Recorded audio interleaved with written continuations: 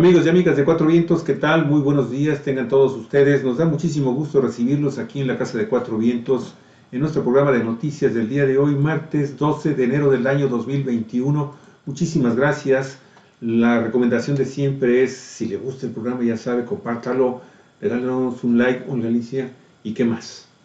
Y bueno, pues que lo compartan con sus amigos y que Ujú. nos sigan en todas las transmisiones de cada día, por favor. Así es, Olga. Amigos, y de agradecerles, por supuesto, todos estos años de apoyo que han tenido con Cuatro Vientos, que nos han ayudado a consolidarnos, Javier, como Así un es. medio no solo local, sino un medio que trasciende a Baja California y trasciende las fronteras mismas del país. Así es. Olga, antes de empezar con nuestras notas editadas con las imágenes, fíjate que hay que dar a conocer lo que está dando el día de hoy la agencia EFE está informando hace unos cuantos minutos que el presidente Donald Trump de los Estados Unidos pues consideró absolutamente ridículo, Olga Alicia, ridículo que se le vaya a abrir otro juicio político en el Congreso por el asalto allá en el Capitolio, en la Casa Blanca, del pasado miércoles, y señaló que esto que se está promoviendo por parte incluso por muchos congresistas de su partido, el Partido Republicano, pues está causando un tremendo enfado. No dice entre quiénes está causando este tremendo enfado, pero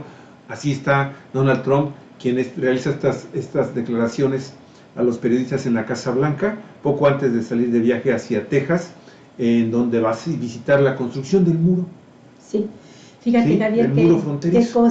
qué cosa de veras, está a unos días de irse y está todavía dando de golpes y bueno, insiste con lo del muro, que por cierto que también el nuevo presidente electo, el demócrata, ya planteó que sí va a continuar también en la construcción del muro, Javier. Pero es interesante que estos hechos que ocurrieron en el Capitolio la semana pasada, que rompen con toda la tradición político-electoral de Estados Unidos, que fue un acontecimiento que no se había visto, aunque se esperaban hechos violentos, no se había visto algo similar, de que entraran hasta el Capitolio los seguidores de un presidente como es el caso de Donald Trump, y con un saldo rojo, con muertes. ¿Cuántas personas? Cinco personas muertas, entre ellas una miembro del ejército de élite, que era una fanática de Donald Trump, y ella estaba intentando escalar dentro del interior del Capitolio, ¿sí? Intentó escalar para cruzar, y ahí una mujer de seguridad de las guardias del Capitolio le disparó hacia quemarropa, pum, pum, pum, 3 tiros. Y todos ellos pues integrantes del núcleo más duro de simpatizantes que tiene Donald Trump.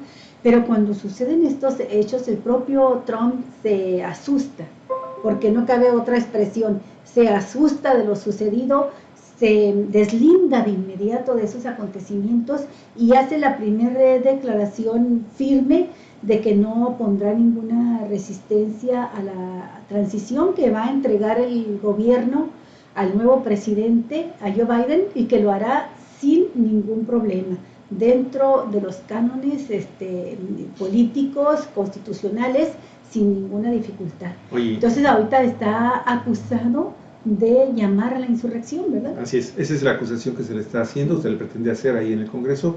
Y bueno, ¿tú sabes el origen del grupo que tiene Donald Trump de seguidores de la ultraderecha? Los supremacistas blancos. Sí, pero ¿sabes cómo se llama? ¿Cómo se llama? Mira, el nombre completo no me lo sé, pero es una Q, es una Q. Es una Q. Y esa Q surgió durante el proceso del 2016. El 2016, no, son jóvenes, que la inmensa mayoría son jóvenes, que arrancaron una campaña cuando Donald Trump estaba buscando la presidencia para el 2016, 2015, 2016, ¿sí? Y que según el iniciador, no recuerdo ahorita el nombre de la persona, de un joven que inició este movimiento en Twitter y en las redes sociales,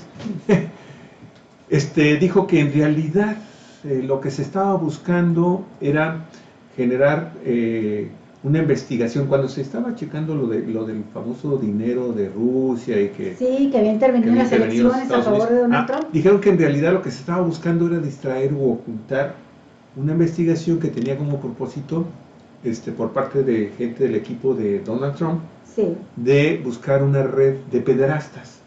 ahora en el gobierno de los Estados Unidos. Y ese es el origen. Muchísima gente se lo creyó, creció de una manera tremenda esta red, esta secta, Q, y bueno, al grado tal de que en cuanto los convoca Donald Trump a través de Twitter, que ya también le suspendieron definitivamente su servicio cuenta, de Twitter, su cuenta de Twitter está suspendido. Está totalmente suspendido, y pues de inmediato respondieron al llamado de Donald Trump. Hoy, la esposa de Donald Trump también, Melanie, no recuerdo sus apellidos, Melanie, esta modelo, muy joven, se casa también con Donald Trump. La nueva esposa. Sí. Finalmente, hoy, tratando de ayudar a su esposo, dice, bueno, pues yo la verdad tengo en mi corazón y acompaño a las familias de las 5 personas que fallecieron. Entonces, pues parece ser que a quien Mike Pence, que es el vicepresidente, que es el que debería de invocar una norma constitucional en los Estados Unidos para abrir este impeachment, este juicio político que podría significarle a Donald Trump su salida antes del día 20 de enero, que es cuando entrega ya formalmente el poder a Joe Biden. Parece ser que no tiene la intención de convocarlo. Entonces, pero cómo ha dado giros todo este asunto, y bueno, se va a hacer ahora lo que dice Donald Trump, ¿no? Que es totalmente ridículo. Oye, y rápidamente también, antes de entrar a las notas, una nota muy triste, muy lamentable, porque tú sabes que Guanajuato terminó el año pasado como el estado de la República Mexicana más violento del mundo. En cuanto a números, homicidios dolosos. 3.990 víctimas de homicidios dolosos, según las cifras oficiales. Obviamente habría que ver todavía las que no se contabilizaron de manera legal en los ministerios públicos. Pero el día de hoy fue asesinado el diputado Juan Antonio Acosta Cano, ¿sí? Fue asesinado en Guanajuato, ya se están llevando a cabo las indagatorias para dar con los responsables. El gobernador Diego Sinué Rodríguez Vallejo confirmó el crimen y condenó enérgicamente estos hechos. También hizo un llamado a la Fiscalía General del Estado de Guanajuato para que esclarezca este caso de manera inmediata. Y bueno, este diputado era diputado estatal, así es, panista, distrito 14, allá en el estado de Guanajuato. Esa es una muy, muy lamentable noticia, aunque aquí en Baja California, amigos y amigas, también la situación de los asesinatos dolosos, no sé de esto, es una cosa de veras que da miedo. Yo me voy a meter a ver si ahorita en el transcurso del programa me meto también a ver la estadística en el estado de cómo terminamos en Baja California con el número de muertos, pero estamos creo que en el tercer lugar en número de muertos a nivel nacional. Sí, este diputado panista Juan Antonio Acosta Cano, acribillado a tiros en plena calle cuando caminaba por el municipio de Santa Cruz de Juventino Rosas, ahí lo acribillaron, Javier. Así es. Y bueno, efectivamente se consolida Guanajuato como el estado que concentra, fíjese usted, el 15, siempre ha estado ahí entre el 15-18% del total de asesinatos o de homicidios dolosos, como se registra oficialmente, que se registran en el país. Así es. Creo que terminó con el 15%. Hola, si quieres vamos a comenzar entonces ya, ahora sí, a dar nuestras notas que están editadas con imágenes, amigos y amigas, y pues podemos empezar con una nota que yo creo que es muy interesante, porque fíjate qué bueno que se aplica este nuevo etiquetado en nuestro país de los alimentos que vienen empacados, y parece ser que los consumidores estamos finalmente haciéndole caso a lo que explícitamente nos están diciendo que es un peligro para nuestra salud. Así es. Luego del nuevo etiquetado, la compra de productos orgánicos en México aumentó 53% en 2020. ¿No? Es una nota de alto nivel, así se llama el medio periodístico, alto nivel. Y de 4 vientos. Sí, porque la edición estaba tremenda. Por supuesto, de 4 vientos. Cada vez es mayor el interés de los mexicanos por alimentarse mejor y adquirir hábitos que beneficien su salud, pues así lo revelan los datos registrados por la consultora Nielsen. Fíjate, esta compañía, amigos y amigas, dio a conocer la variación anual en ventas por segmento de octubre a diciembre del año 2020. En la muestra se tiene la certeza de un crecimiento del 53% en el consumo de productos orgánicos, el 30% en la compra de productos bajos en azúcar, sodio y grasas, sodio sería la sal, y el 17% en la venta de productos naturales, ¿sí?, en donde pues hay algún tipo de intervención de agroquímicos. Sí, Yanira Reyes, quien es líder de esta firma de análisis de Nielsen Connect México, dijo: están sobresaliendo las marcas que comunican de manera muy asertiva el cuidado de la salud. Todo lo que son probióticos, lo adicionado con vitaminas, todo lo que declare en el empaque ser natural está creciendo. Todo lo orgánico está creciendo como nunca en sus ventas. Así es. Dicho lo anterior, estos productos naturales aumentaron entonces sus ventas 17% de manera anual, ya una vez que se hace el corte de todo el año. Y los ingredientes identificados como tendencia son, entre otros, los probióticos, las proteínas, el matcha y el chai, fíjate, el chai, que las cuales levantaron hasta en un 16% sus ventas. Son productos que tienen el 14% de sobreprecio, pero existe un nicho de mercado interesante y que está dispuesto a pagar por este tipo de diferencia de manera muy clara, la clase media, Javier. Asimismo, dijo esta investigadora, que independientemente de que creció el consumo de esos productos en un contexto de crisis sanitaria, es reconfortante que al fin ingresaron a la canasta básica de consumo de México. Bueno, en nuestro país, Javier, yo creo que en este caso se conjugaron dos factores.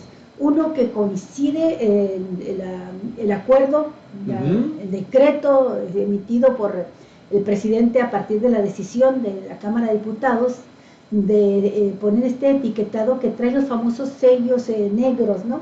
Estos sellos negros que resaltan en cada empaque de los productos y que dice si tiene estos excesos que tú acabas de mencionar. Sodio, grasa, azúcares, calorías. Y que coincide este etiquetado nuevo con la COVID, con la pandemia. Sí, claro. Que sabemos a ciencia cierta que estamos más expuestos a morir en esta pandemia si sufrimos de las enfermedades que provocan el consumo de estos alimentos excedidos en sodio, en azúcares, en grasas, en calorías. Pues mira, yo la verdad nada más simple y sencillamente quiero resaltar y felicitar enormemente a una organización que tiene cuando menos 10 años peleando por estos etiquetados, independientemente de que luego hubo otras organizaciones, Olga, que se sumaron a su lucha, que fue contra gobiernos de todo tipo, fundamentalmente tanto del Partido de Acción Nacional como del Partido de Revolución Institucional, que se negaban a hacer finalmente lo que se aprueba durante esta administración, que avanza de una manera muy importante. ¿Qué organizaciones? Pues ¿El consumidor? Sí. ¿Cómo se llama? ¿La Procuraduría o en defensa del consumidor? No, esa es una institución de carácter oficial. Es una asociación civil. Sí, allá lo tenía hace ratito, de Calvillo, hombre. Sí, allá del consumidor. Déjame, no te desesperes. Ahorita lo buscamos, pero a mí me da muchísimo gusto. El poder del consumidor. De Alejandro Calvillo. Calvillo. La verdad es que ellos hicieron todo lo posible en Galicia y se pusieron a trabajar muy duro hasta que finalmente lograron que se hiciera un avance importante en el etiquetado. Fíjate que tiene mucho más de 10 años esta organización, Javier, porque hace, yo creo que por lo menos unos 15 o 20, entre 15 y 20 años, a mí me tocó entrevistar a Alejandro Calvillo en Chihuahua. Y ya tenía esta organización. Ahí está, mira, alto en azúcares, alto en grasas saturadas, alto en sodio, alto en calorías. Con esto, amigos y amigas, nosotros estamos finalmente teniendo la oportunidad de darle esta muy agradable noticia. Los alimentos orgánicos tienen un incremento del 53% en sus ventas en los 3 últimos meses del año pasado. Octubre, noviembre, diciembre. Bien. Bueno, y vamos a otra nota que tiene muchos rasgos interesantes que destacar. La vacunación contra la pandemia, contra el COVID en México. 439,000 dosis de Pfizer llegan a la capital mexicana y el gobierno inicia así la etapa de vacunación masiva. Quiero comentar también, agregar, porque en esta nota hemos agregado unos datos del periódico The New York Times muy interesantes, es un reportaje sobre qué está sucediendo también con la vacunación en Europa, amigos y amigas, y les vamos a invitar mucho que tenga usted un oído y un ojo muy interesante, muy agudo, porque usted va a decir, bueno, Pero ¿cómo? Si es Europa y con estos problemas, va a ver usted qué cosas, qué cosas. Sin embargo, Galicia, para empezar con sin embargo. El quinto cargamento de las vacunas de Pfizer y de BioNTech, conformado por 439.725 dosis, arribó la mañana de este martes al Aeropuerto Internacional de la Ciudad de México para comenzar con el plan de vacunación masiva en los 32 estados del país. Mire, poco antes de las 9 de la mañana, tiempo de la Ciudad de México, aterrizó en suelo mexicano un avión de la compañía DHL con el nuevo lote de las vacunas que serán distribuidas a través de 179 rutas terrestres, 46 aeronaves, 879 hospitales y 32 centros de salud, según reveló hoy Luis Crescencio Sandoval González, titular de la Secretaría de la Defensa Nacional, la Sedena, y quien sabe usted que es el encargado por parte del presidente para que se dedique a hacer el trabajo de entrega de esta vacuna. Marcelo Ebrard, secretario de Relaciones Exteriores, compartió en su cuenta de Twitter un video del momento en el que llegó la aeronave con los fármacos que serán destinados para terminar de vacunar al personal de salud que se encuentra en la primera línea de batalla contra la pandemia COVID-19. Por su parte, en datos también que recabamos en el portal Alto Nivel, también el presidente de la República, Andrés Manuel López Obrador, anunció que a partir de hoy martes, 1000 brigadistas con una organización que algunos van a identificar y ya estamos viendo también que va a ser objeto de mucha crítica, porque son los famosos siervos de la nación. Estos 100 brigadistas de esta organización relacionada con Morena comienza a aplicar la vacuna contra el COVID-19 de los laboratorios Pfizer a los trabajadores de salud en todo el país. Pidió el presidente a los trabajadores de los hospitales COVID su ayuda para evitar el influyentismo. Dijo López Obrador, el propósito es vacunar en los próximos 4 días a más de 400,000 personas para llegar a cerca de 500,000. También les recordó que el martes próximo, 19 de enero, llegan más de 400,000 vacunas, esto solo de Pfizer, y ya van a empezar a llegar de otras farmacéuticas. Es una buena noticia porque lo más efectivo para no enfermarnos, para protegernos, es precisamente la vacuna. Es lo que nos va a dar tranquilidad frente a esta terrible pandemia, enfatizó el mandatario. Y ahora sí entramos a la nota que nos relata el diario tan trascendente como es el New York Times. Mire, mientras tanto en Europa, con una variante más contagiosa del coronavirus que obliga a Inglaterra a imponer un nuevo y estricto confinamiento nacional, así como que obliga a las naciones europeas a extender las restricciones ante el aumento de los casos, los líderes políticos han prometido que las vacunaciones masivas pondrán fin al sufrimiento. No obstante, en la carrera para derrotar al virus, este todavía nos lleva mucha ventaja. Fíjese usted, hay escasez de agujas en Italia, en Grecia y en otros países.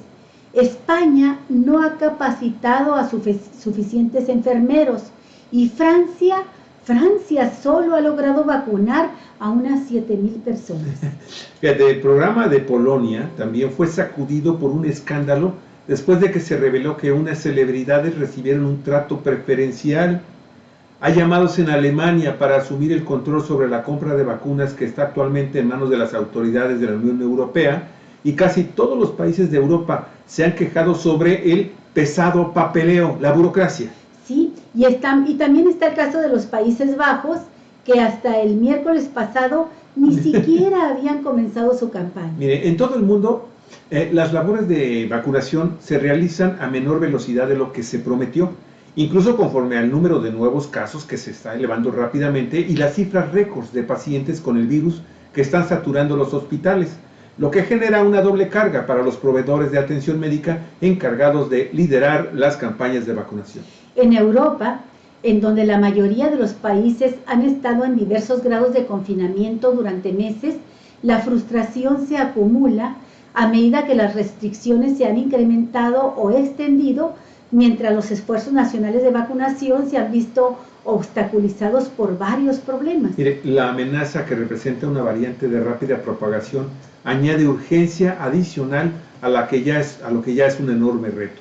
Además, incluso en lugares donde la distribución se ha realizado de manera relativamente ágil, Olga, no es lo suficientemente rápida para ganar ante el avance, ganarle al avance de este virus tan pernicioso que pues hoy nos está mostrando que aún en naciones muy desarrolladas, o que uno considera que están muy desarrolladas, finalmente desde el punto de vista tecnológico, económico, financiero y social, bueno, resulta que pues no lo es tanto.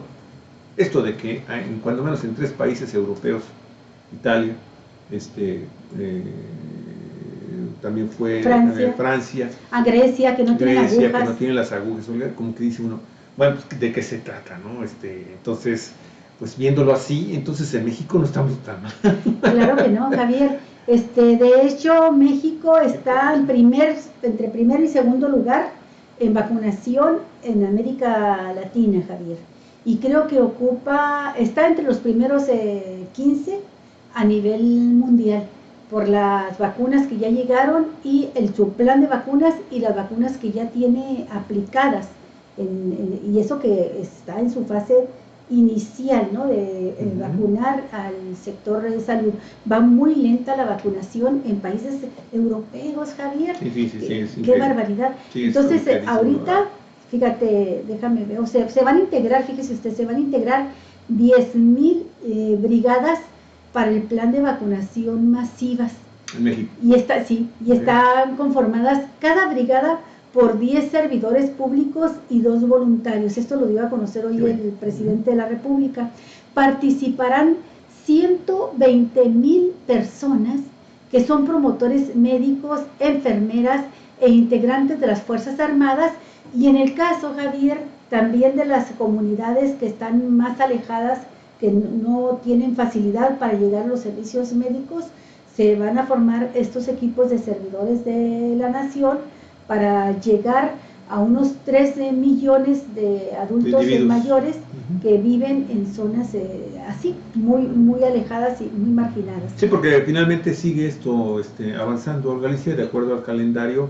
Bueno, el tercer grupo que va a recibir la vacuna, precisamente son los adultos mayores de 60 años, y se estima que podría ser por ahí de marzo, abril, cuando posiblemente arranque la vacunación. Lo cierto es que hoy también se anunció, es que van muy avanzadas también, amigos y amigas de Cuatro Vientos, todos los trámites para que dentro de este primer trimestre, de estos primeros 3 meses, se concrete la compra de 24 millones de vacunas de origen chino. Sí, que están todavía en este momento, todavía en fase experimental, están en la tercera etapa.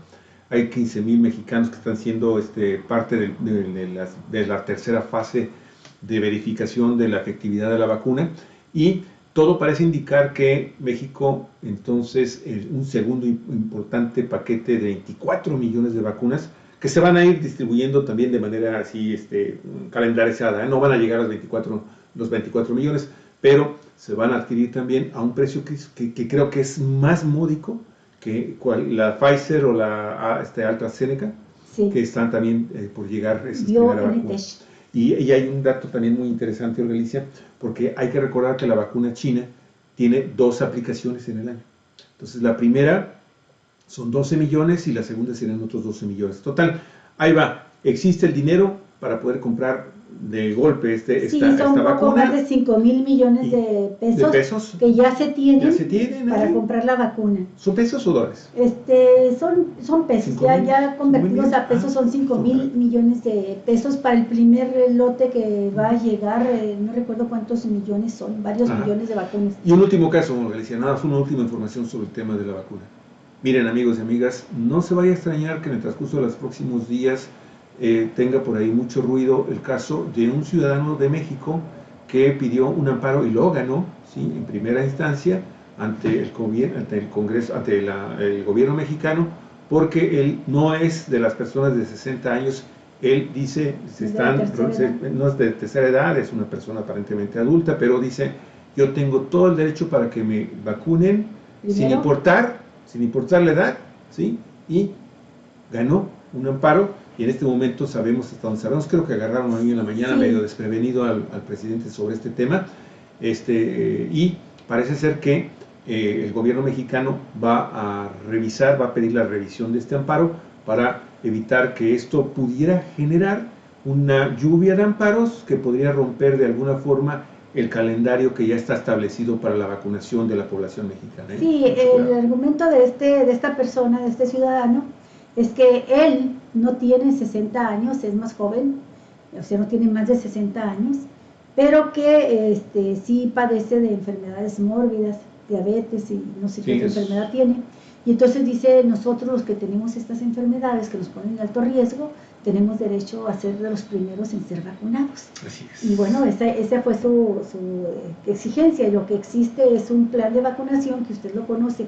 Primero todo el sector salud, que es el que está terminando ya de ser vacunado en esta semana, en este mes se termina con todo el sector salud. Le van a dar fuerte. Luego vienen las personas mayores, las personas de la tercera edad, independientemente de su estado de salud, ¿no? Todos los de la tercera edad serían el segundo grupo a vacunar.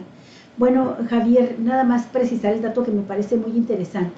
Comentábamos con usted que las notas, la información que nos da a conocer el New York Times es que en países como Italia y Grecia tienen graves problemas porque no tienen ni siquiera agujas suficientes para llevar a cabo la vacunación. En España no tienen enfermeros para llevar a cabo la vacunación, y en Francia solo han vacunado a 7,000 personas.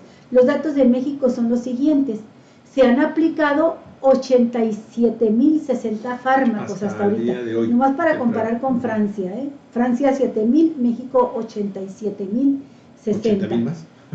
Sí, así es, 80,000 más. Empieza en los próximos 4 días el plan masivo con 440,000 vacunas. Este martes podrán llegaron ya casi medio millón de vacunas. Y luego nos informa el doctor Hugo López-Gatell, que es subsecretario de Prevención y Promoción de la Salud, que México ocupa el 18 lugar a nivel mundial en cuanto a la vacunación, el avance de vacunación y el programa armado, la estructura armada completa para realizar esta vacunación. Bien. O sea, no va a tener problemas de falta ni de personal ni de cobertura territorial. Y de insumos para aplicar la vacuna. No tengo agujas para aplicar. Y es el segundo lugar, México, el segundo lugar en América Latina en la aplicación de la vacuna contra el COVID. Bien. Bueno, Olga, vámonos a la tercera nota que tenemos el día de hoy editada para ustedes, amigos y amigas. Y está muy interesante porque fíjese que México está calificado como el peor país en América Latina en la lucha contra el lavado de dinero, de acuerdo con una consultora que analizó los datos en los gobiernos de Calderón y de Enrique Peña Nieto. Y está en este año, va a actualizar para ver cómo ha estado respondiendo el gobierno mexicano en materia de lavado de investigación y combate al lavado de dinero en nuestra república. Y bueno, está informaciones de la agencia Infobae. Infobae y Cuatro Vientos. También, sí, es cierto. De todos los países de América Latina, México es el que más bajo nivel tiene respecto al cumplimiento en su totalidad de los estándares internacionales de la lucha contra el lavado de dinero. Eso lo dio a conocer el Grupo de Acción Financiera de Latinoamérica, conocida como GAFILAT, que alerta que según lo arrojado en la última revisión de la cuarta ronda de evaluaciones mutuas, de manera ya completa, México solo cumple con 5 de las 40 recomendaciones que se han establecido. Luego, con una cobertura mediana, atiende 19 de los puntos de dicho listado. En el siguiente nivel de la escala de cumplimiento, que es de manera parcial, se ubican otros 15 puntos de los señalamientos y una sola medida cumplida, con palomita. Así es. El informe aclara que esta evaluación corresponde hasta el año de 2018.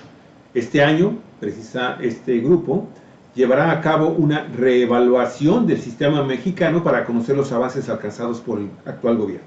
Cabe recalcar que la posición en la que ahora mismo se encuentra México está localizada en lo más bajo del listado de los 11 países latinoamericanos que tienen un mayor cumplimiento de las normas antilavado.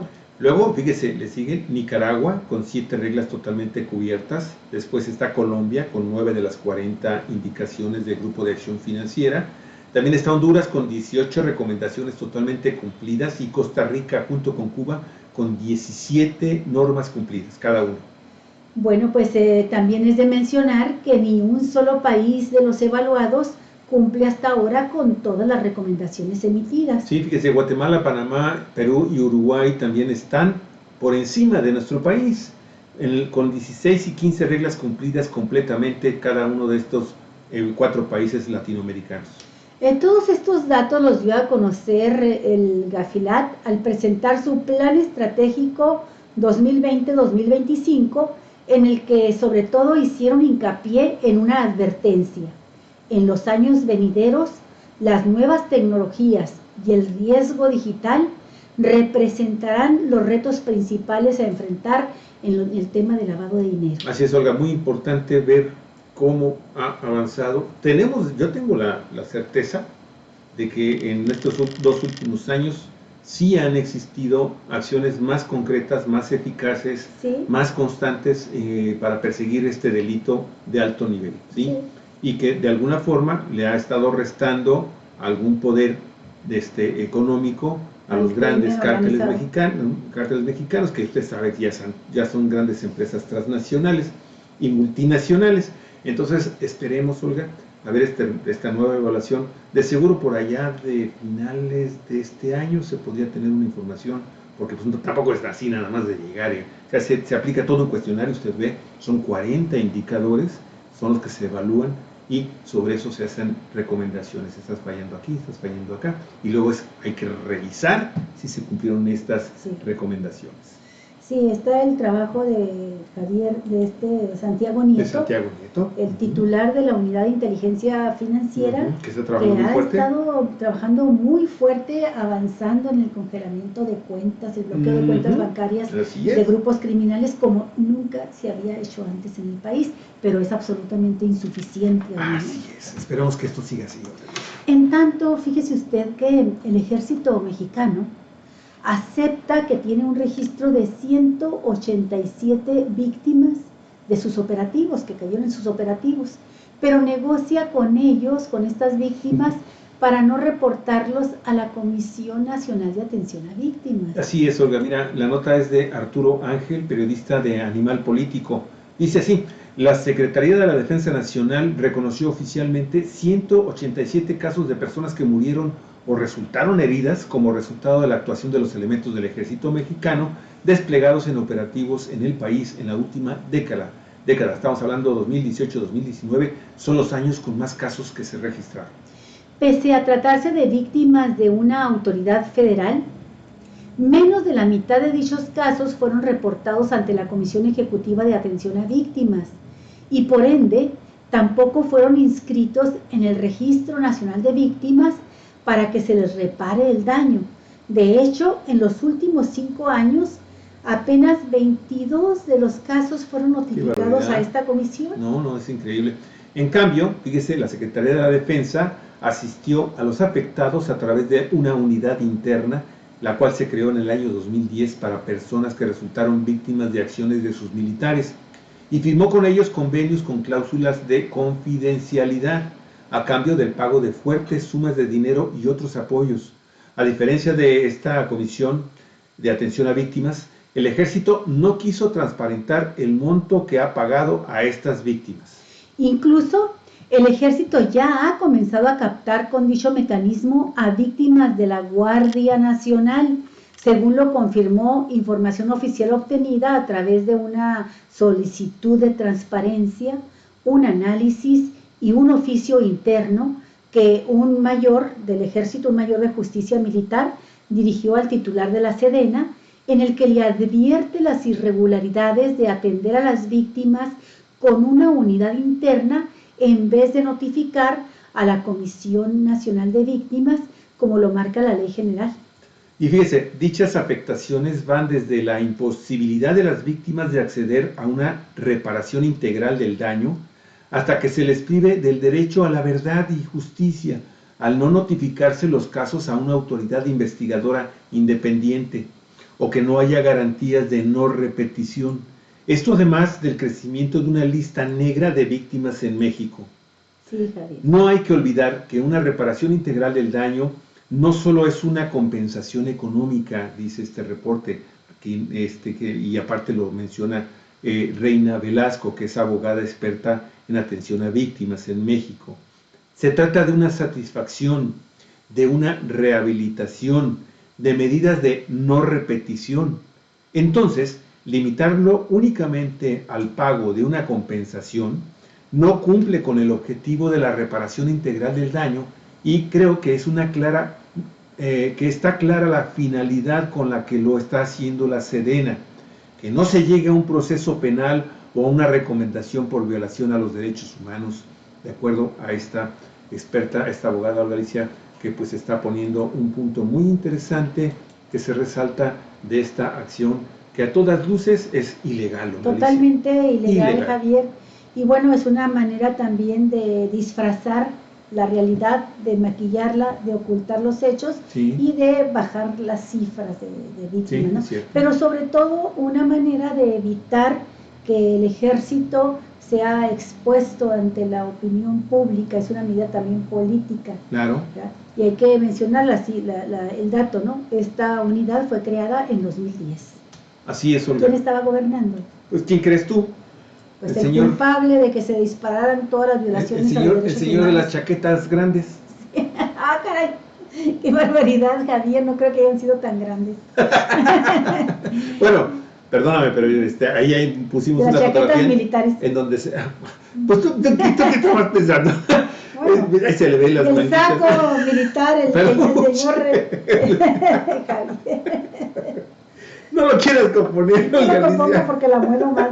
Bueno, el expresidente Felipe Calderón, que desató esta absurda y terrible guerra contra el crimen organizado, que en realidad resultó una guerra contra los enemigos del cártel de Sinaloa para fortalecer a este grupo criminal, mientras que causaba una terrible masacre tras otra, tras otra, tras otra, entre la población civil, contra la población civil, y también entre miembros de las Fuerzas Armadas. Muy bien. Olga, yo cierro con esta nota que también va a ser producto, ya lo es en este momento, de mucha polémica, amigos y amigas, con nuestro presidente de la República y el titular del Instituto Nacional Electoral, que ayer por la tarde, noche, anunció que el presidente de la República, Andrés Manuel López Obrador, debe suspender en los primeros días de abril, no recuerdo tal, creo que aquí traemos los datos, su conferencia mañanera, la famosa, ¿qué? ¿Cómo dice? La conferencia mañanera. Las mañaneras, así le llaman las conferencias matutinas, las conferencias de prensa del presidente López Obrador. Así es, y hoy, amigos y amigas, el presidente respondió, dijo que el consejero presidente del Instituto Nacional Electoral, Lorenzo Córdoba, solicitó que estas conferencias matutinas no se transmitan durante el periodo de campañas, y que textualmente lo siguiente señaló el presidente: como ya está de moda a nivel mundial la censura, ya nos quieren limitar. ¿Cómo nos van a quitar el derecho de expresión, de manifestación? ¿Cómo le quitan al pueblo el derecho a la manifestación?, expresó el mandatario mexicano.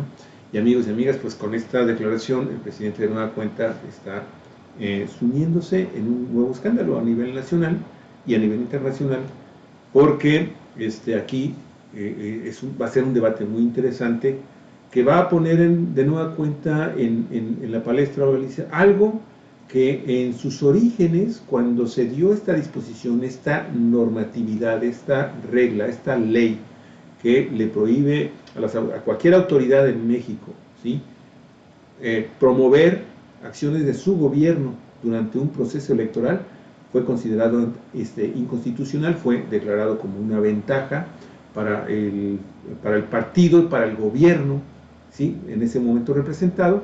Yo recuerdo que muchísima gente que hoy no está de acuerdo con esta disposición, pues se rasgaban las vestiduras porque había un presidente, había un gobernador, había un diputado, había alguien de gobierno, algún funcionario público que salía a dar a conocer en momentos de elección en este país, ¿sí?, alguna acción de gobierno.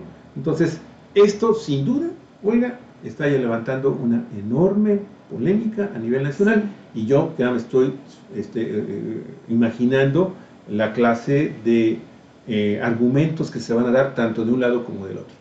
Sí, de hecho, el presidente del Instituto Nacional Electoral, Lorenzo Córdoba, precisó la fecha, dijo a partir del próximo 4 de abril, el presidente López Obrador debe suspender sus conferencias mañaneras.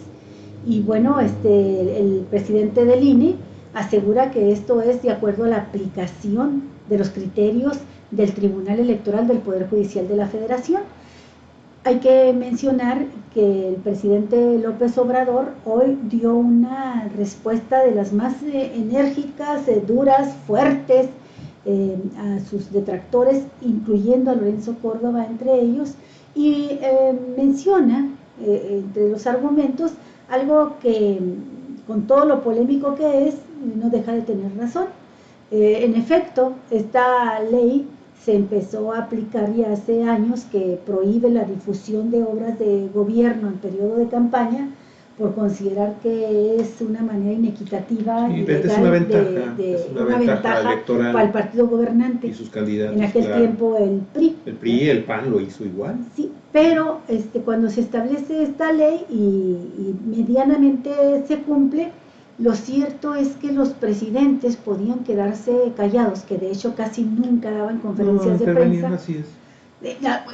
Aunque no fuera periodo de campaña electoral, podían quedarse callados, porque los gobernantes podían quedarse callados porque tenían inyectados miles de millones de pesos a los medios de comunicación, y entonces no era necesario que ellos hablaran. Sí.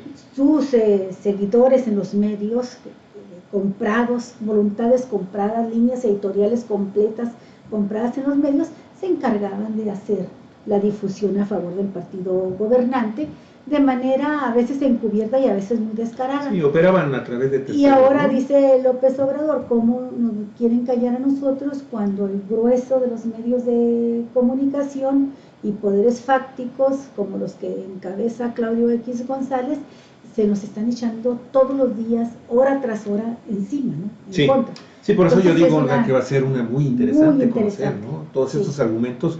Y esto, a final de cuentas, el debate a final de cuentas va a ser interesante. Total, vamos a aventarnos todo lo que resta de enero, febrero y marzo de estar hablando sobre estos temas, amigos y amigas, porque pues, la fecha límite es el 4 de abril. Pero sí es muy importante que de nueva cuenta esto se retome de una manera así drástica, porque efectivamente la ley fue violada a todo lo máximo, ¿sí? Aquí mismo en Baja California, con este gobierno, aquí hemos sido muy claros en Cuatro Vientos o Galicia, cuando hemos visto cómo algún partido o algún candidato o alguien de gobierno pues hace su labor proselitista.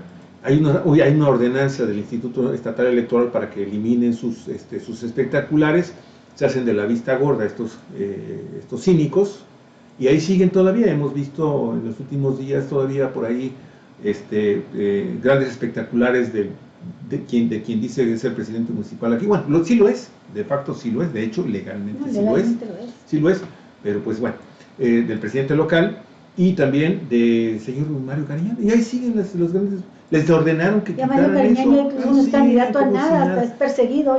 Así es. Entonces, mientras no se aplique la ley de manera correcta, adecuada, oportuna, inmediata y dura en contra de estos violadores de una disposición legal que tanto le costó a la entonces oposición, ¿sí?, que les digo, se desgarraba las vestiduras porque sucedía lo que sucedía y que sigue sucediendo, pues no es ahora tampoco. Y que también sucedía esto que acabo de mencionar. Como lo hacían nosotros, ¿por qué no lo hicieron? ¿Por qué no protestaron contra aquellos y a mí sí? No, tenemos que ser parejos con todos.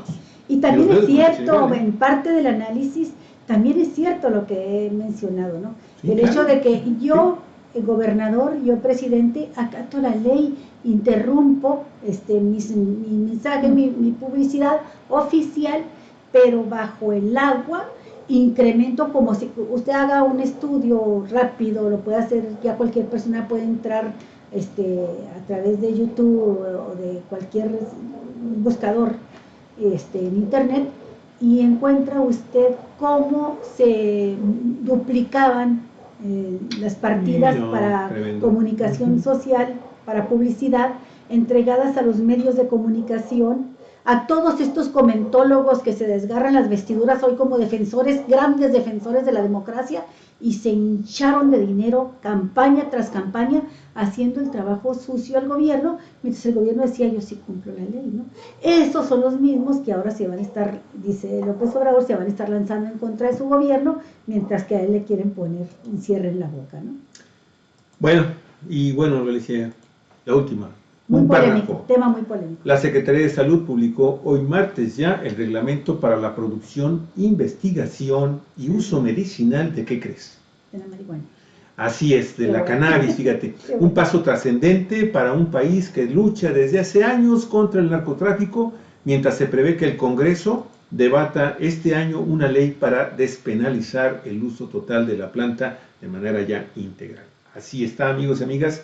Ya está listo. Hay que recordar que el Senado de la República ya había aprobado en noviembre la legalización de la marihuana para usos recreativos, científicos, médicos e industriales, y esta iniciativa también va a ser debatida en este año, ya ahora para su publicación definitiva, si el Congreso, si la Cámara de Diputados también lo aprueba. Sí, lo habíamos anunciado, y hay otras leyes que están a punto de ser ya llevadas al Congreso, Javier, como por ejemplo la interrupción legal del aborto, y otros temas más que han sido, que se han venido relegando, pero que tarde que temprano van a salir. Van a tener que salir. Quizá algunos no alcancen a salir con esta legislatura, pero entran en la próxima, Javier. Cuatro Vientos, periodismo en la internet, donde todas las voces se encuentran eco, amigos y amigas. Ya no hay más programas el día de hoy, pero mañana esperamos contar con su participación, su asistencia. Si le gusta el programa, dele like, compártalo, sus amistades, sus grupos, sus amigos, y pues apoya Cuatro Vientos. Acuérdese usted que el fondeo, si usted nos puede ayudar con recursos para poder seguir con esta siembra de libertades, pues bueno, nos va a servir a todos definitivamente. Muchísimas gracias, amigos. Olga. Hasta pronto, amigos. Hasta pronto. Cuatro Vientos, periodismo en red.